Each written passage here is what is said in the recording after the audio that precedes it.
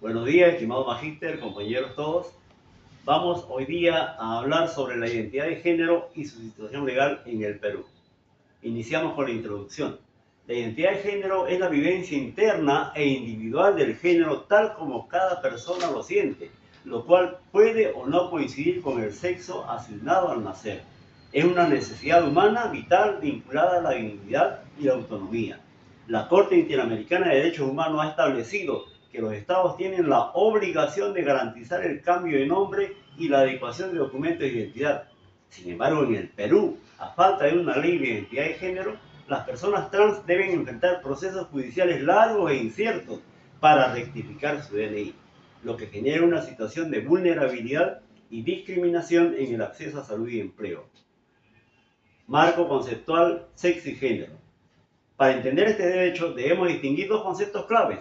El sexo es biológico y objetivo y se determina por características físicas, cromosomas XX o XY y es comprobable médicamente. El género, según la OMS, es una construcción social. Son los roles, comportamientos y atributos que cada sociedad considera apropiados para hombres o mujeres. El género varía según naturaleza y el tiempo. Diversidad de identidades. La identidad de género se manifiesta de diversas formas. Podemos identificar cuatro grupos principales. Cisgénero, personas cuya identidad coincide con el sexo asignado al nacer. Transgénero, personas cuya identidad es distinta al sexo asignado. Es importante notar que no requieren necesariamente de cirugía para que su identidad sea válida. Identidades no binarias, personas que no se identifican exclusivamente como hombre o mujer, cuestionando la rigidez del sistema tradicional. Género fluido, personas cuya identidad no es estática, sino que transita entre lo masculino y lo femenino o neutro en distintos momentos. Despatologización y conclusión. Es fundamental aclarar que ser trans no es una enfermedad. Antiguamente se hablaba de trastornos, pero hoy la ciencia ha evolucionado. La disforia de género no es identidad en sí, sino el malestar o estrés que causa la falta de concordancia entre el cuerpo y la mente o el rechazo social. En conclusión, el reconocimiento de la identidad de género en el Perú no es un privilegio, sino un derecho humano fundamental que garantiza que todas las personas puedan vivir con dignidad y seguridad jurídica. En cuanto puedo comunicarles, dejo el paso a nuestro compañero David. Bueno, de mi parte voy a estar explicando lo que son los modelos explicativos del desarrollo de identidad de género. La identidad de género es un constituyente complejo de la existencia humana y no es unidimensional, sino que basa en la interacción de diferentes factores, como lo pueden ser los biológicos, los culturales, los psicológicos o diferentes factores externos. En el enfoque biológico, la identidad de género no va a estar influida solo por el sexo asignado. Cuando el género y el sexo no corresponden o no están en concordancia, se le llama disforia de género y está basado en conexiones neuronales, en el desarrollo del cerebro o en cómo interactúan nuestras hormonas, lo que va a generar que en nuestro cerebro no se genere las conexiones normales que tiene una persona cisgénero. En cuanto al enfoque psicológico, se construye a través de procesos interactivos que tenemos con la sociedad. Aquí es donde adquirimos información, la procesamos y construimos nuestra personalidad. Y por último, en el enfoque social y cultural. El género se desarrolla en un contexto social que se desarrollan normas, principios, valores que van a encajar o no con la personalidad de género. Siguiente. Ahora, con las teorías cognitivas y sociocognitivas, tenemos tres modelos. El primero de ellos es el de Kohlberg y Plachter, que plantea una etapa de evolución en cuanto a la construcción del género. El primero lo tenemos de los 2 años, que es la etapa del etiquetaje, donde a los niños se les enseña cuál es su rol, como lo puede ser el color de prendas, los juguetes con los que deben o no interactuar. Luego sigue la etapa de la estabilidad, que va desde los 2 hasta los 5 años, en los que los niños van a poner en práctica estos roles atribuidos. Y por último sigue la etapa de los 5 años para adelante, que se le llama constancia de género. en el que la persona va a crear su personalidad y su comportamiento en base de los roles aprendidos y practicados en la etapa anterior. Luego tenemos al modelo de esquemas de Venn y Marcus, donde en vez de una etapa evolutiva va a ser una etapa cognitiva. Nos dice que los esquemas de género se van a organizar y se van a esquematizar de acuerdo a la percepción de vida, a los comportamientos, a las atribuciones y cómo la persona va a interpretar la realidad acorde a su conocimiento. Y por último tenemos un modelo interaccionista sociocognitiva que es de los dos modelos anteriores, donde nos dice que los estereotipos adquiridos durante la socialización van a cuestionar las interacciones establecidas por la sociedad y van a crear su propia identidad. Luego tenemos las teorías psicosociales y sociales. Tenemos la teoría del aprendizaje social. Esta teoría nos dice que el género se aprende mediante imitación, es decir, no es algo natural de la persona o que pueda aprender por sí sola, sino va a necesitar de un factor externo para poder aprender sobre su identidad. Luego tenemos la teoría del rol social de género. Básicamente son los roles asociados normalmente al hombre o a la mujer, como lo puede ser el hombre. Antiguamente el hombre trabaja, la mujer se dedica a la cocina, el hombre hace actividades fuertes, duras, mientras que la mujer se dedica a actividades más blandas. Y todo esto va a perpetuar estereotipos y desigualdades que las personas van a querer encajar o no. Y por último tenemos la teoría de identidad social, que se construye a través de la pertenencia de grupos. Es similar a la social, pero esta vez no se va a aprender solo por imitación, sino por costumbre y por vivencia. Nos dice que puede generar exclusión de quienes no encajan a los roles tradicionales, es decir, que estas personas excluidas pueden generar su propio grupo, acoger a otros y a partir de ahí compartir experiencias que van a reforzar esa identidad que no corresponde a la de su sexo biológico. ¿Sí? Y por último tenemos las teorías neurobiológicas, que tal vez es uno de los puntos más controvertidos, más criticados, ya que todavía no hay suficientes pruebas como para demostrar su aplicación en la vida real. Aquí tenemos la teoría del desarrollo cerebral, en la que nos dice que las personas que sufren de disforia de género no van a tener un desarrollo cerebral correspondiente a su sexo. Es decir, que una persona con disforia de género que nace con el sexo masculino puede desarrollar capacidades cerebrales del sexo femenino. Como menciono, no es algo comprobado aún empíricamente, todavía hay una falta de pruebas, pero todavía está en desarrollo. El cerebro puede desarrollarse de manera distinta, existen diferencias estructurales y funcionales cerebrales, lo que también genera un desequilibrio hormonal, ya que el cerebro genera gran parte de la secreción de hormonas y por lo mismo que no está desarrollado del mismo modo de su sexo, va a generar esta disforia. Y por último, el desarrollo cerebral y el desarrollo genital no siempre coinciden. A estas personas tal vez se le conocen normalmente como hermafroditas, que muchos también asocian como una simple atrofiación de los miembros, del miembro genital y no como una muestra de una disforia de género. Y por último, la realidad transgénero y los desafíos psicosociales en nuestro país. Hay grandes casos emblemáticos en nuestro país en los que se ha reconocido la discriminación a las personas transgénero o a las personas transexuales, que son el colectivo que mayormente sufren la mayor discriminación en cuanto a la disforia de género.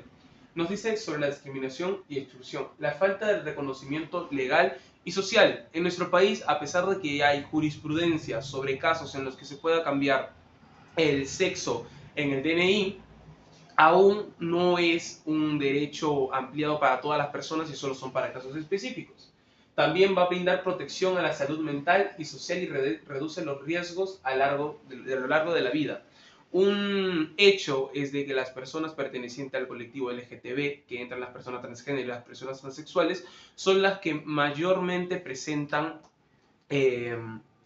tasa de suicidios y sobre todo tasas de ETS, enfermedades de transmisión sexual, y no pueden ser bien tratadas en los centros médicos, ya que no hay personal especializado o personal enseñado para que pueda tratar con estas personas, no desde solo el ámbito material, sino también desde el ámbito social, desde el lado emocional, darle un soporte, no solo la atención médica.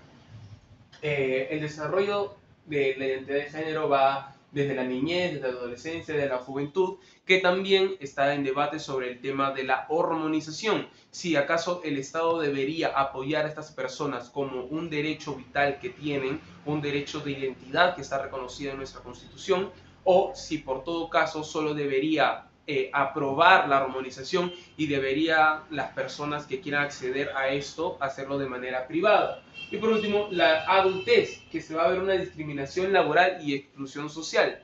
Tal es así que el Ministerio de la Mujer y las Poblaciones Vulnerables establecen ciertos cupos que deben tener tanto empresas privadas y estatales para estos sectores, como las personas transexuales, las personas homosexuales, las mujeres y todo lo que sean poblaciones vulnerables.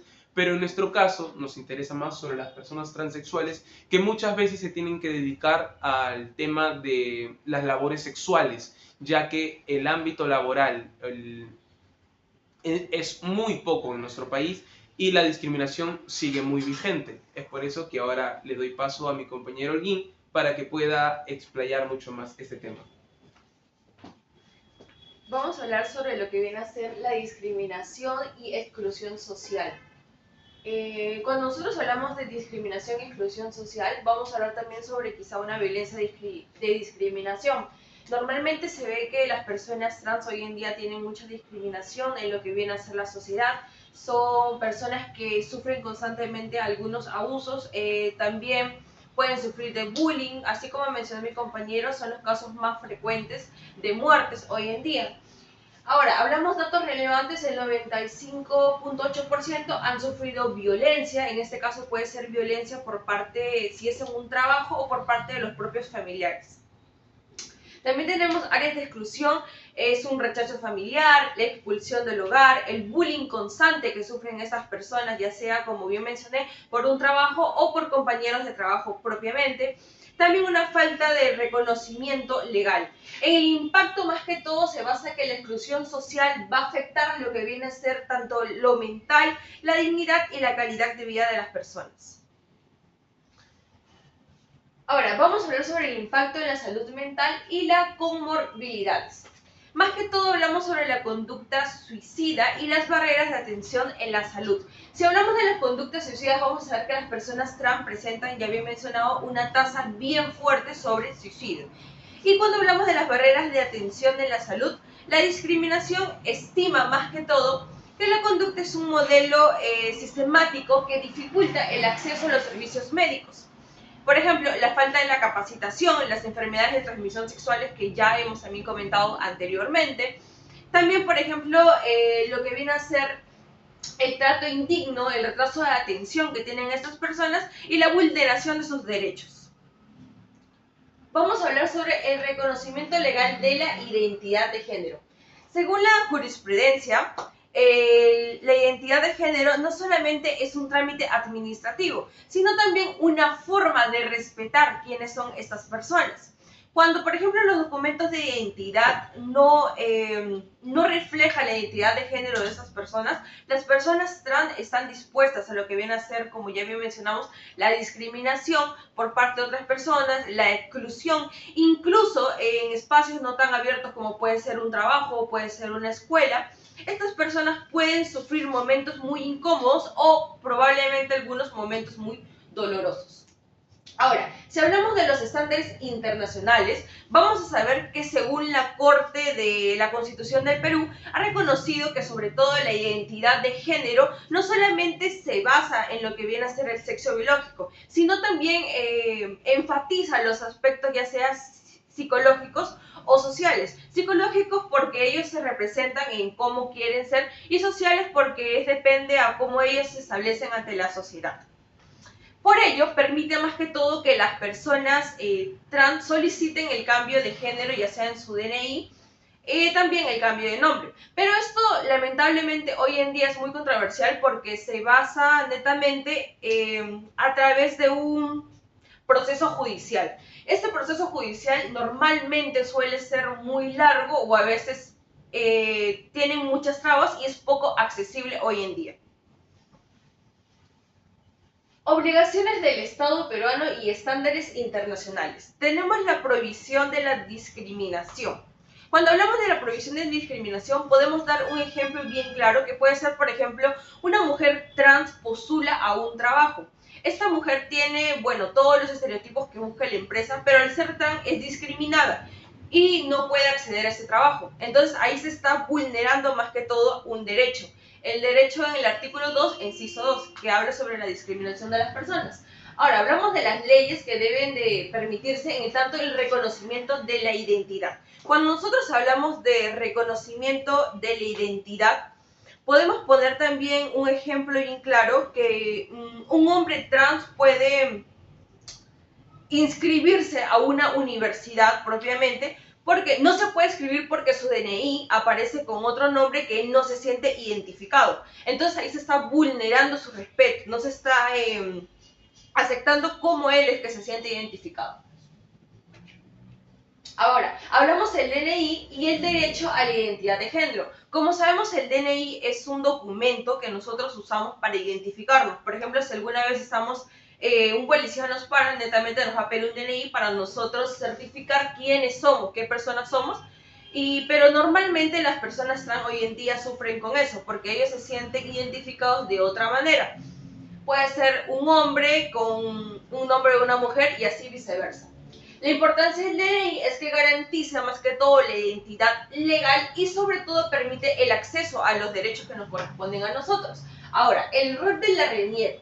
El rol de la RENIEC netamente es registrar correctamente el nombre de cada persona. Así como, por ejemplo, cuando nosotros nacemos en nuestras actas de nacimiento, propiamente ya tenemos un nombre escrito, de eso se encarga netamente la RENIEC, de manera auténtica y respetando simplemente la intimidad de la persona.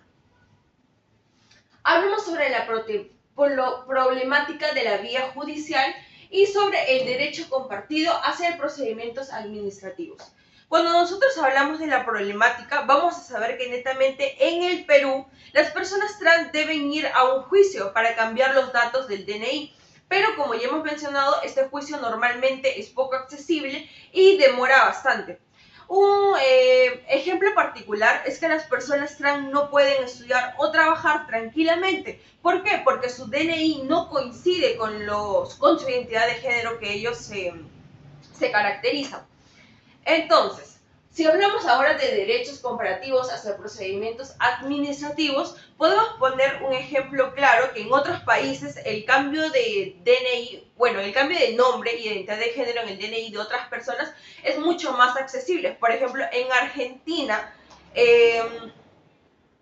es más fácil que una persona vaya al registro civil, pueda cambiar su nombre, pueda cambiar y reciba sus documentos sin pasar por medio de un juez, por medio de... Otro ejemplo claro es que, por ejemplo, nosotros no necesitamos pasar por un psicólogo para definirnos si somos hombre o mujer. Eso tampoco debería ser para las personas trans. Ellos no necesitan ni tienen la necesidad de pasar por un psicólogo para saber si son hombres o mujeres. Ahora, como conclusión del tema y para poder enfatizar un poco más y terminar, vamos a ver que el reconocimiento de la identidad de género propiamente ya explicado, no solamente es un privilegio, sino más que todo viene a ser un derecho humano que se debería respetar en todas las personas. Fundamentalmente va a garantizar que todas las personas puedan vivir con dignidad y seguridad jurídica. Eso sería todo, profesor, de nuestra exposición. Espero que haya sido de su agrado.